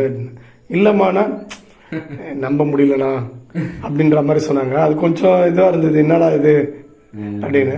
இல்லைப்பா சரக்குலாம் போடலாமா பழக்கமே இவர் கிடையாது அதை பற்றி. ஆனால் எப்படி எப்படி இருக்கணும் அப்படிங்கிறத நான் சொன்னேனே தவிர்த்து இம்ப்ரவைஸ்லாம் மொத்தது பண்ணது இவர் தான். மொத்தமாக இம்ப்ரவைஸ் பண்ணிட்டார் அந்த சீனே. ஃபார் எக்ஸாம்பிள் நீங்கள் அவரோட ஒரு ப்ரில்லியன்ஸை பார்க்கணும் ஒரு சீனில் அப்படின்னா எந்த சீன் சொல்லுவேன்னா, அவர் உள்ளே வந்து உட்காந்துறாங்களா, உட்காந்துட்டு இவன் வந்து வண்டியில் அவன் ஃப்ரெண்டை விட்டுட்டு போயிட்டு வருவான். வீட்டுக்குள்ளே வந்தவனே சாப்பிட்றியாப்பா ஏதாவது போட்டு தரட்டா அப்படின்னா அப்படியே உள்ளே போயிடும். அப்போ டக்குன்னு கேமரா உங்களுக்கு பேன் ஆகும். பேன் ஆகும் கிராஸாக வந்து கிராஸாக இருக்கும் ஒரு மாதிரி. நான் சொன்னேன் எனக்கு வந்து ஒரு மாதிரி இருக்கணும், பார்க்கவே ஃப்ரேம் ஒரு மாதிரி அப்படி மூஞ்சே சுளிக்கிற மாதிரி இருக்கணும் அப்படின்ட்டு கரெக்டாக அவன் வச்சான். அதுக்கேற்ற மாதிரி இப்படி திரும்பி முன்னாடி பார்க்குற ஒரு சோற தப்போ போ அப்படின்னு. ஐயோ ஐயோ எப்பா இது பயங்கரம் இது அப்படின்னு. அதுக்கப்புறம் அந்த லாஸ்ட்டு ஒன் டேக் இருக்கு, ஒன் ஷாட்டு. அந்த ஒன் ஷாட்டில் வந்து நான் சொன்னேன் இந்த மாதிரி வேணும் எனக்கு, கழுத்தை நீங்கள் வந்து கேமரா தான் கழுது, அந்த கழுத்தை நீங்கள் பிடிக்கிற மாதிரி ஒரு சீன் வரணும் அப்படின்ட்டு பின்னிட்டாருங்க. சத்தியமாக நான் சொல்கிறேன், நான் இங்கே பேசுகிறதே வேஸ்ட்டு. ஃபிலிம் பேசிடும், நம்ம வந்து சும்மா உட்காந்து இந்த மாதிரி பேசுகிறதுனால ஒன்றுமே கிடையாது. எல்லாருமே நான் வாழ்த்துறேன், என் மனசார நான் இந்த வீடியோ எடுக்கணும் அப்படிங்கிறதுக்காக வாழ்த்தணுன்றதுக்காக தான் இந்த வீடியோ. மற்றபடி என் ஃபிலிம் எங்கள் ஃபிலிம் பேசிடும், அதுதான் வந்து என்னோட ஒரு தாட்டு. அதுவும் இல்லாமல் அந்த கிளைமேக்ஸில் வந்து இன்னொரு ஒரு போர்ஷன் இருக்குதுப்பா. என்னன்னா நீங்கள் வந்து அதாவது 3 கேரக்டராக நீங்கள் பார்க்கலாம். இதில் எப்படின்னா சீன் வந்து ஒரே ஃப்ரேம் தான், அதாவது ஃபுல்லாக அந்த ஒரு தூரம் வரைக்கும் ஃப்ரேம் இருக்கும்னு வச்சுக்கோங்களேன். ஒரு கேரக்டர் நீங்கள், அந்த சண்டை நடக்குது, அம்மா பார்க்குறாங்க, பையன் கை ஓங்கிட்டான், அந்த இடத்துலேருந்து வெளியே வரணும். எப்படி இருந்தாலும் ஒரு பிரச்சனை ஆயிடுச்சுன்னா, அசிங்கம் ஆயிடுச்சுன்னா, ஒரு சீனியராக இருந்து வீட்டுக்கு இருந்தால் அந்த மாதிரி கொஞ்சம் அசிங்கமாக குடும்ப தலைவனாக இருந்து அந்த மாதிரி இருக்கிறதுனால சரி அங்கேருந்து எப்படியா வெளியே வரணுன்றது தான் அப்படி தள்ளாடி வெளியே. ஆனால் நிறைய பேர் என்ன யோசிச்சிங்க அப்படின்னா, அவர் வெளியவே போயிட்டாரு, பையன் ஏன் திருப்பி உள்ளே போயிட்டான் அப்படின்னு. அவர் வெளியெல்லாம் போகல, ஜஸ்ட்டு அந்த சீன்லேருந்து கட் ஆகுறாரு, அதுக்காக தான் வெளியே போகிறாரே தவிர்த்து அவர் கதவு திறந்து திருப்பியும் குடிய எல்லாம் போல. நிறைய பேர் அப்படிதான் யோசிச்சிட்டீங்க, இவர் திரும்பி போயிட்டாரு, பையன் ஏன் கண்டுக்கல அப்படின்ட்டு. அந்த மாதிரி நிறைய பேர் யோசிச்சேன், நிறைய பேர் சொன்னாங்க ஏன் அந்த மாதிரி போயிட்டாரு, அவ்வளவு கஷ்டப்பட்டு கூட்டிட்டு வந்தாலும் வீட்டுல திருப்பியும் குடிக்க போயிட்டாரு. ஐயா குடிக்கலாம் போல ஜஸ்ட் அந்த சீன்ல இருந்து கட் ஆகி அப்படி வெளியே போறாரு, அவ்வளவுதான். அப்படியே நீங்க அப்படியே கேமரால இருந்து ஃபேட் அவுட் ஆகி அப்படியே வர்றப்போ இன்னொரு கேரக்டர் உள்ள வரும். அதாவது நீங்க என்ன கேரக்டர்னா என்ன ஃபேக்டர்னா பிரச்சனைன்ற ஃபேக்டர் உள்ள இருக்கிறப்போ என்ன நடக்குது, அந்த பிரச்சனைன்றது வெளியே போறப்போ அது எவ்வளோ ஒரு டிஸ்டர்பன்ஸை கொடுக்குது அப்படின்னு. அப்போ நீங்க வெளியே போன உடனே அந்த பையன் வந்து இப்படி பாக்குறான் அம்மாவை, ஒன்றும் செய்ய முடியாதுல்ல. இதுதான் ஒரு இயல்பான ஒரு விஷயத்தை தான் நான் எவ்வளோ ஒரு குடும்பத்திலயும் இயல்பா இப்படி ஒரு நடக்குது, நிஜமாவே நடக்குது. இந்த சீன் அவரு தெரிஞ்சு வச்சாரா தெரியாம வச்சாரான்னு தெரியல. இது என்னன்னா ஒரு குடும்பத்திலையும் இப்படி தான் நடக்குதுன்றத நான் இதுக்கு அப்புறமா கேள்விப்பட்டேன். எங்கள் வீட்டில் கூட அப்படி தான். அதுலேயும் ஒரு பொண்ணு சொல்லியிருந்தாங்க, மதுமிதம் ஏதோ ஒரு லேடி அவங்க பேசியிருந்தாங்க. நிஜமாவே சொல்கிறேன், அந்த கேமராவை அம்மாவை காமிக்கல நீங்கள், அந்த கேமரா அம்மா பேசுகிற இடத்துல என் அம்மாவை நான் நினச்சி பார்த்தேன் அப்படின்னு சொன்னாங்க. நிஜமாவே சொல்கிறேன், அந்த ஒரு ஃபேக்டருக்காக தான் வந்து அந்த மாதிரி வந்து ஹோல் ஃபிலிமே கேரிட் அவுட் பண்ணதே. இதுதான் காரணமே. அதாவது இமேஜின் பண்ணுங்க, அதாவது உங்க அம்மா இருக்கணும்னு இமேஜின் பண்ண சொல்லல நான். நீங்க அந்த மாதிரி ஒரு சிச்சுவேஷன் இருந்தா என்ன ஒரு கேவாஸ் நடக்குது அப்படிங்கிறதுக்காக தான் அந்த ஒரு லாஸ்ட் சீன். கண்டிப்பா அதாவது விஷயம் தலைக்கேறி போச்சு அப்படிங்கிறது கேமரா நான் காமிச்சிருப்பேன். அதுதான் நான் ட்ரை பண்ணாங்க. கண்டிப்பா பிடிச்சி இந்தா அப்படின்னு உங்களே பார்த்து திட்டுற மாதிரி இருக்கும். அது பாக்குற எல்லாருமே நம்ம கருத்தை பிடிச்சி அடப்போ என்னடா அப்படின்னு அப்படிதான் வந்து அதை நான் கொஞ்சம் ஓவரா போய் கேமராவே பிடிச்சிட்டேன். ஆமா, கேமரா பிடிச்சி சட்டு மேலலாம் ஆடிச்சு, பரவாயில்ல ஓடு ஏன்னா அந்த ஒரு ஷேக் தேவை எனக்கு, அந்த கிரிப்பு எனக்கு தேவை. அதனால நான் அத்தனை ரிஹர்சல் பண்ணுவோம் அதுக்கு. ஸோ இதுல இருந்து நான் என்ன சொல்ல வரேன் அப்படின்னா, நான் இவ்வளோ பண்ணிட்டோம், நாங்கள் தான் கெத்து, அருமையாக ஒன்று எடுத்துன்னு வந்துட்டோம் அப்படிங்கிறதுலாம் இல்லை. எனக்கு தேவை ஒன்றே ஒன்று தான், படம் பாருங்க. படம் பாருங்க, அவ்வளோதான். ஏன்னா நாங்கள் அவ்வளோ கஷ்டப்பட்டு உழைச்சிருக்கோங்கிறது மட்டும் தான் நான் இங்கே வந்து சொல்கிறேனே தவிர்த்து யாருமே நான் வந்து இங்கே தலகணமாக இல்லை, யாருமே அந்த மாதிரியும் கிடையாது. அதை தான் நான் வந்து சொல்லணும்னு நினைக்கிறேன். அதாவது சாதிச்சிட்டோம் அப்படின்லாம் சொல்லக்கூடாது. இன்னும் என்ட்ரி ஆகல. ஆமாம், இன்னும் என்ட்ரி ஆகலை. முதல் ஒரு ஸ்டெப்பாக எடுத்து வச்சுன்னு வரோம். இப்போ என்னன்னா சமூக சீர்திருத்த கருத்துக்களோடு நம்ம ஒரு ஷார்ட் ஃபிலிமை நம்ம கொடுத்துருக்குறோம். அது மக்கள்கிட்ட ஓரளவுக்கு யூனிக்காக ரீச் ஆகிருக்கு. இந்த ரீச்சிங்கோட அந்த நெருப்பு வந்து உள்ளே எரிஞ்சினே இருக்கணும். அதுக்கு அடுத்து என்ன பண்ண போகிறோம், அதுக்கு எனக்கே ஒரு இன்ட்ரெஸ்ட் இருக்குது. இப்போ இவர் அடுத்து என்ன பண்ண போகிறாரு, என்ன ஸ்டோரி எழுத போகிறாரு, அந்த ஸ்டோரியில் நம்ம கேரக்டர் என்ன இருக்கும் அப்படிலாம் யோசிக்க தோணுது. அதுவும் இல்லாமல் ஒரு படம் நடித்து இப்போ ஒரு 2 படம் நடித்த பிறகு நம்மளுக்கு ஒரு ஆக்டிங் மேலே ஒரு ஈர்ப்பு வருது. நடிக்கணும், என்ன கேரக்டர் கொடுத்தாலும் நடிக்கணும். அந்த நடிப்பு பேசப்படணும், அப்படி நடிக்கணும். சும்மா நானும் நடிச்சேன்லாம் நடிக்கக்கூடாது. அந்த நடிப்பு பேசப்படணும், அதுக்கேற்ற மாதிரி உழைக்கணும் அப்படின்றதான் நான் கற்றுக்கின பாடம் இது. இப்போ அவர் சொன்ன ஒரு விஷயம் இருக்கு இல்லையா, அது எல்லாமே அந்த படத்தில் இருக்கும். அவ்வளோதான், சிம்பிளாக முடிச்சிடலாம். அதான் ஒரு நல்ல ஒரு ஐடியா, ஒரு கோர் ஐடியாவை எடுத்தோம், நல்ல ஒரு கோர் ஐடியாவை சூஸ் பண்ணி நம்ம பண்ணுறப்போ கண்டிப்பாக ஒரு சக்ஸஸ்ஃபுல்லான ஒரு ஃபிலிமாக வருங்கிறது தான் என்னோட ஒரு ஐடியாலஜி. வந்திருக்குன்னு நம்புகிறேன். நிறைய பேர் பிடிக்கும், போய் பாருங்கள். நான் கீழே லிங்க் கொடுக்குறேன். இந்த சேனலில் நான் ரிலீஸ் பண்ணல, ஏன்னா டிஸ்ட்ரிபியூட்டர் நம்ம ஸ்டீவன் அண்ணா தான். ஸோ அவருக்கு நான் ரொம்ப ரொம்ப நன்றி சொல்கிறேன். ஏன்னா ஒரு தடவையும் நான் அவர்கிட்ட ஒரு ஒன்லைனர் சொல்கிறப்பையும் இந்த மாதிரி விஷயம் பண்ணுறா, இந்த மாதிரி அப்ரோச் பண்ணு அப்படின்னு நிறைய விஷயம் வந்து சொல்லுவார் எனக்கு. ஸோ அதனால் நானும் அவருக்கு ரொம்ப தேங்க்ஸ் சொல்லுவேன். Steven sir, thanks to you. நீங்கள் சாய் சொல்லியிருக்கா போல், எனக்காவது ஒரு வாய்ப்பு கிடைச்சா உங்களை நேரில் பார்க்குறேன். ரொம்ப ஹெல்ப்ஃபுல், உங்களை பற்றி சொன்னார். ஃபர்தராக நீங்களும் இந்த குரூப்பில், இந்த டீமில் நீங்களும் ஒரு இதுவாக இருந்து ஃபர்தர் டெவலப்மெண்ட்டுக்கு கண்டிப்பாக நீங்கள் ஹெல்ப் பண்ணணுன்ற கேட்டுக்கிறேன். கண்டிப்பாக அவரே வந்து நிறைய விஷயம், அதான் நான் சொல்கிறேன், நிறைய என்னால் அப்டேட்ஸ் இப்போ கொடுக்க முடியாது, நிறைய போயிட்டுருக்கு. அதெல்லாம் ஒன்றுனா நான் வந்து சொல்கிறேன், நிறைய அப்டேட்ஸ் வரும். கடைசியாக இன்னொன்று சொல்லி முடிச்சுக்கலாம். உங்களோட ஃபேவரட் ஃபிலிம் நீங்கள் பார்த்ததுலே சார் இந்த மாதிரி ஒரு படம் என் வாழ்க்கையில் பார்த்ததே இல்லை அப்படின்னு சொல்கிற ஒரு படத்தை சொல்லிவிட்டு அதை பற்றி பேசி முடிச்சுக்கலாம். அது இங்கிலீஷ் படமாக இருக்கலாமா, என்ன படமாக இருக்கலாம்? என் வாழ்க்கையில் நான் வந்து நிறைய படங்கள் பார்த்துருக்கேன். எனக்கு மோஸ்ட்லி இந்த க்ரைம் த்ரில்லர் மூவி தான் ரொம்ப பிடிக்கும். இந்த லவ் பேஸ்டு இதெல்லாம் எனக்கு அதில் ஒரு விருப்பம் இல்லை, க்ரைம் த்ரில்லர் தான். அப்படி படம் பார்க்குற என்ன இவங்க தான் சொல்லுவாங்க, இந்த படம் பாருங்கள், அந்த படம் பாருங்கன்னு. அதில் சாய் சொன்ன ஒரு படம், ஏ லைஃப் இஸ் பியூட்டிஃபுல். நிஜமாகவே உங்களுக்கு சான்ஸ் கிடச்சதுன்னா அந்த படத்தை பாருங்கள். எனக்கு மிகப்பெரிய ஒரு மாற்றத்தை கொடுத்தது அந்த படம். நிஜமாகவே அவர் ரசித்து பார்த்ததுனால தான் அந்த படத்தை எனக்கு சொன்னார். அது மாதிரியான இன்னும் நிறைய படங்களை அவர் எனக்கு சொல்லுவார். டைம் இருக்கும்போது அதெல்லாம் பார்க்குறேன். முதல்ல இருந்ததை விட இப்போ கொஞ்சம் இம்ப்ரூவ்மெண்ட் எனக்கு இந்த படங்கள் பார்க்குறது மூலமாக. நடிப்புலேயும் சரி, நம்ம வாழ்க்கையில் மிகப்பெரிய மாறுதல் வரும். எனக்கு மட்டும் இல்லை, அந்த படம் பார்க்குறவங்களுக்கு கூட ஒரு நீங்கள் இருந்த ஸ்டேஜ்லேருந்து அடுத்த ஸ்டேஜுக்கு போவீங்க. கண்டிப்பாக அது மாதிரி ஒரு தாட் கொடுக்கும் அந்த படம். கண்டிப்பாக அருமையான படம் அது.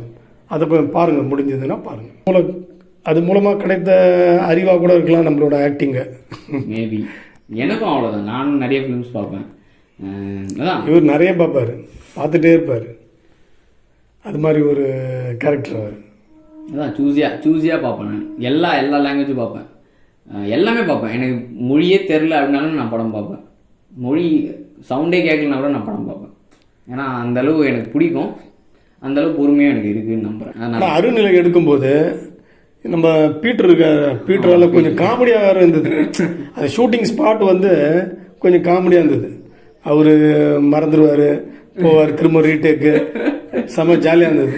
ஆனால் நல்ல பையன். அதான் அங்கே செம ஜாலியில் பண்ண எல்லாருக்குமே என்னோட மனமார்ந்த நன்றி சொல்லிக்கிறேன். ஏன்னா எல்லாருமே என் ஃப்ரெண்ட்ஸ் தான், எல்லாருமே. நவீன் ஆகட்டும், அங்கே வந்து எல்லாருமே சொல்கிறேன். ஆமாம், எல்லாருமே எல்லாருமே மென்ஷன் பண்ண முடியல. நீங்கள் அந்த ஃபிலிம் பார்த்தீங்கன்னா பைசா கொடுக்காம, பைசா செலவு பண்ணாமல் யார் இன்னைக்கு வரா சொல்லுங்கள்? ஒன்றுமே கிடையாது. அதெல்லாம் வந்து பண்ணியிருக்காங்கன்னா அத்தனை அது ரியல் ஃப்ரெண்ட்ஷிப்பு, ரியல் லவ் அது இருந்ததுனால தான் அவங்க வந்தாங்க. இன்னமும் நடந்துகிட்ருக்கு. நாளைக்கு அது ஒரு பெரிய இதுவில் போகிற பட்சத்தில் எல்லாருமே கௌரவிக்கப்பட வேண்டும். அதுதான் என்னோட ஆசை. என்னோட ஒரே ஆசையும் அதுதான். ஏன்னா நாங்கள் நிறைய ஸ்ட்ரகிள்ஸ் பார்த்துருக்கோம். இந்த இப்போன்னு இல்லை, ஃபர்ஸ்ட்லேருந்தே நிறைய பார்த்துட்ருப்போம். அதெல்லாமே மீண்டு வரணும் அப்படிங்கிற ஒரே ஒரு விஷயம்தான் எல்லாருக்குமே. அதுக்காக தான் நாங்கள் நிறைய உழைக்கிறோம். மீண்டுமும் உழைப்போம். எவ்வளோ வந்து கீழே விழுந்தாலுமே எழுந்து வரணும், அவ்வளோதான். ஜெயிக்கிறோன்றது வேற, எழுந்து வரணும். எழுந்து வந்தாலே போதும், மற்ற எல்லாமே தானாக நடக்கும். பண்ண எல்லாமே வந்து 0 பட்ஜெட் ஃபிலிம். ஆமாம். என்னால் எவ்வளோ மேக்ஸிமமாக அந்த 0 பட்ஜெட் அப்படிங்கிறதுல புஷ் பண்ணிட்டேன் அப்படின்னா, 6வது தான் என்னோட ஒரு ஃபைனல் ஃபிலிமே 0 பட்ஜெட்டில். அதுக்கு மேலே என்னால் ஒரு ஷார்ட் ஃபிலிம் எடுக்கிறது ரொம்ப கஷ்டம், ரொம்ப கஷ்டம். ஏன்னா வரவன் வந்து ஒரு சின்ன வேலை செய்கிறவங்க கூட பணத்தை எதிர்பார்த்துலாம் நிற்பான். கண்டிப்பாக. அப்போது எதுவுமே இல்லாமல் யார் வேலை செய்வா? அப்படி ஒரு ஃப்ரெண்ட்ஸ் குரூப் இருக்கிறதுனால நாம் இதை பண்ணிகிட்ருக்கோம். மேக்ஸிமமாக என்னால் எவ்வளோ பண்ண முடியுமோ புஷ் பண்ணிட்டேன். நீங்கள் இந்த ஃபிலிமை பார்த்து ரெக்கக்னைஸ் பண்ணி எங்களுக்கு ஒரு ஆப்பர்ச்சுனிட்டி கொடுங்க அப்படிங்கிறதான் கேட்குறேன். ஆமாம், உங்கள் கருத்துக்களை சொல்லுங்கள். அது நல்லதாக இருந்தாலும் சரி, இல்லை எங்களுக்கு அட்வைஸ் பண்ணுற மாதிரி இருந்தாலும் சரி, அது கண்டிப்பாக வரவேற்கிறோம். வரவேற்றா நல்லது. ஏன்னா நிறைய நல்ல ஃபிலிம்ஸ், குட் ஃபிலிம்ஸ் என்னால் கொடுக்க முடியும்னு நம்புகிறேன். கமர்ஷியலை தாண்டி என்னால் நிறைய குட் ஃபிலிம்ஸை கொடுக்க முடியும்னு நம்புகிறேன். அதனால தான் நான் இந்த ஒரு 0 பட்ஜெட் அப்படிங்கிற ஒரு கான்செப்டை வச்சு மூவ் பண்ணிகிட்ருக்கேன். உண்மையாகவே அவ்வளோதான். பர்சனில் துட்டு இல்லை இது ரப்பாவா அப்படின்ற மாதிரி தான். இல்லைன்றதுனால தான் 0 பட்ஜெட்டில் பண்ணிகிட்டு இருக்கோம். ஆனால் அதில் எவ்வளோ மேக்ஸிமமாக புஷ் பண்ண முடியும் அப்படிங்கிறது தான் என்னோட மேக்ஸிமம். 6வது அது நீங்கள் நிறைய பேர் பார்த்துருப்பீங்க, பார்க்காம இருந்திருப்பீங்க. மிஸ் பண்ணிங்கன்னா தயவு செய்து போய் பாருங்கள். ஏன்னா ஒரு ஆப்பர்ச்சுனிட்டி கொடுங்க. அந்த படம் உங்களுக்கு பிடிச்சிருக்கிற நிலையில் நீங்கள் அதை மற்றவங்களுக்கும் தயவு செய்து உங்களோட அந்த லிங்கை அவங்களுக்கு சொல்லுங்கள், பார்க்கட்டும். ஏன்னா இது வந்து அவங்களுக்குள்ள எல்லா ஃபேமிலியும் இது மாதிரி ஒரு ஆளுங்க இருக்கிறாங்கன்ற ஒரு சீர்திருத்தத்துக்கு உண்டான படம் தான். ஸோ அதனால் எல்லாருக்கும் அதை தெரியப்படுத்துங்க. நானும் உங்ககிட்ட கேட்டுக்கிறேன். கண்டிப்பாக. சரி, ஓகே. இதை வந்து முடிச்சுக்கலாம். கடைசி ஏதாவது சொல்லணும்னு நினைக்கிறீங்களா? இந்த ஆறாத வடுதான் சில குடும்பங்களில் மாறாத நிலைதான் அப்படின்னு நம்ம எழுதிட்டோம். ஆனால் அது வந்து எல்லா குடும்பத்துலேயும் இந்த நிலைமை மாறணும். இது மாதிரி எவ்வளோ பேர் கஷ்டப்படுறாங்கன்றத நம்ம நினச்சி பார்த்தாலே மனசு கஷ்டமாக இருக்குது. நம்ம ஒரு படமாக எடுத்துட்டோம். அது நிஜ வாழ்க்கையில் வந்து அந்த குடும்பத்தில் படிப்பெல்லாம் போயிடும் போல இருக்குது. இப்படி ஒரு ஆள் குடித்தா காலி, அந்த குடும்பமே காலி. ஆமாம், அந்த என்ன சந்தோஷம் மிச்சம் இருக்கும். அதனால் தயவுசெய்து இந்த படத்தை யாரும் சந்தோஷன்றதை விட நிம்மதி போயிடும். ஆமாம், அதாவது அது வந்து ஒரு ஸ்டேஜ் தப்பா. சோகம், நிம்மதி, சந்தோஷம், நிம்மதியே கட்டாயிடும். நிம்மதியே கட்டாயிடும். அது நிஜமாகவே சொல்கிறேன், என்னை ரொம்ப பாதிச்சது. இந்த படத்தை பார்த்து யாராவது திருந்துனா, இது மாதிரி ஒரு குடிக்கிறவங்க திருந்துனா, நிஜமாகவே சொல்கிற மனசுக்கு சந்தோஷம். அது மாதிரி ஒரு இது. ஏன்னா வந்து அதில் ரொம்ப போயிடாதீங்க. அது ஒரு குடும்பத்தையே தலைகீழாக புரட்டி போடுது. அதனால் சொல்கிறேன், இந்த படத்தை வந்து பார்க்குறவங்க தயவுசெய்து தெரியப்படுத்துங்க. இப்படி ஒரு படம் இருக்குன்னு அவங்களும் பார்க்கட்டும், திருந்துட்டோம் அப்படின்றத நான் இந்த டைமில் சொல்லிக்கிறேன். ஓகே, சரி, ஓகே, முடிச்சுக்கலாம் அதை. ஓகே கைஸ், நம்ம அடுத்த வீடியோ போடணும் இல்லைன்னு தெரியல. ஏன்னா இப்போது இதுவே வந்து மைக்கு கிடையாது, ட்ரைபாட் கிடையாது, அங்கங்கே நிற்க வச்சு எல்லாம் பேசின்னு வருகிறோம். பரவாயில்ல. இன்னொன்று ஒன்று சொல்கிறேன், இந்த 6வது ஃபிலிம் வந்து நாங்கள் மைக்கே யூஸ் பண்ணல. ஆமாம், மைக் யூஸ் பண்ணல. மைக்கே யூஸ் பண்ணாமல் டப்பிங் பண்ணல. டப்பிங் வந்து மைக் யூஸ் பண்ணல. ரொம்ப ஹார்ட் ஒர்க் பண்ணியிருக்காரு அவர் டைரக்டர் சாய் ஹரிஹரன். நிஜமாவே எல்லாருமே சிலப்பா நம்ம அப்படி தனியாக இல்லை எல்லாருமே ஹார்ட் ஒர்க் பண்ணியிருக்கிறோம். இந்த டப்பிங் உட்காந்து பேசும்போது தான் இந்த சாதாரணமாக டப்பிங்னு சொல்லிடுறோம். அதுக்கு பேக்ரவுண்டில் அந்த டப்பிங்கோட வேலை என்ன, அந்த டப்பிங்கை எப்படி அவங்க ஹேண்டில் பண்ணுறாங்க, அதெல்லாம் பார்க்கும்போது எப்பா பெரிய வேலை. அதுவும் நம்மளை போட்டு பிழிஞ்சு எடுத்துருவாங்க. அந்த டப்பிங்க்கு மைக் இல்லை, மைக் இல்லாமல் அவர் வந்து மொபைல் மூலமாகவே வச்சு சவுண்டு நாய்ஸ் எல்லாம் ஃபில்டர் பண்ணி அதை எடுத்துன்னு வந்து அந்த படத்தோட அந்த காட்சியோட சிங்க் பண்ணி ரொம்ப கஷ்டம். ரியலி ஹார்ட் ஒர்க் அது. இதெல்லாம் பண்ணி ரிலீஸ் பண்ணிவிட்டு அடக்க ஒடுக்கமாக உட்காந்து பேசுகிறாரு. அப்படிதான் இருந்தான் அவன், என்ன பண்ணாலும் பேசிருப்பான். எந்த ஹைட்டுக்கு போனாலும் நாமளாவே இங்கே இருக்கணும் கடைசி வரைக்கும். இப்போ எப்படி இருக்கிறோமோ அப்படியே தான் இருக்கணும், அவ்வளோதான். அதுதான் நம்மளை வந்து மேலும் மேலும் உயர்த்தும். அதான் ஆச்சுப்பா. அது நான் என்னோட ஒரு வியூ என்னன்னா, எனக்கு இது பிடிச்சிருக்கு. பிடிச்ச விஷயத்தில் ஹார்ட் ஒர்க் பண்ணாமல் வேறு இதில் கொண்டு போகிறோம். கண்டிப்பாக அப்போது ஹார்ட் ஒர்க் அப்படின்னு நம்ம மென்ஷனே பண்ண வேணாம். இதில் கரெக்ட். மனசார உட்காந்து சந்தோஷமா செய்யற வேலை. ஹார்ட் ஒர்க்னு சொல்லக்கூடாது, சந்தோஷமா செய்யற வேலை. சந்தோஷமா செய்யற வேலை செஞ்சிட்டோம், மகிழ்ச்சியா செய்யற வேலை. அவ்வளவுதான். மன நிம்மதி கிடைச்சதா அதை பார்த்து, அந்த மன நிம்மதி தான் அந்த ஒரு ஃபேக்டர் தான் எங்க எல்லாருமே ஓட வைக்கும். அவ்வளவுதான். இது ஹார்ட் ஒர்க் எல்லாமே ஓகே தான், கஷ்டப்பட்டு தான் ஆகணும். கஷ்டப்பட்டாதான் இது வரும், ஃபிலிம்ஸ் பண்ண முடியும். அதுதான் ஃபேக்டர்ஸ். அவ்வளோதான், பார்த்துக்கலாம். சரி, ஓகே கைஸ், நாங்கள் எல்லாருமே விடை பெறுகிறோம். நன்றி நன்றி நன்றி. ஃபிலிம்ஸை பாருங்கள், எங்களுக்கு வரவேற்பு கொடுங்க. அவ்வளோதான், வேறு எதுவுமே சொல்ல விரும்பல. அதான் மீண்டும் மீண்டும் ஒரே விஷயம் தான் சொல்கிறோம். ஒரு தடவை இப்படி தட்டி பாருங்கள், அந்த அட்டென்ஷனை கொஞ்சம் அப்படி தட்டி பாருங்கள். மீதியெல்லாம் நாங்கள் பார்த்துக்கிறோம். அவ்வளோதான் நான் சொல்கிறேன். சரி, ஓகே கைஸ், பாய் பாய். நம்ம இன்னொரு வீடியோவில் சந்திக்கலாம். தேங்க்யூ.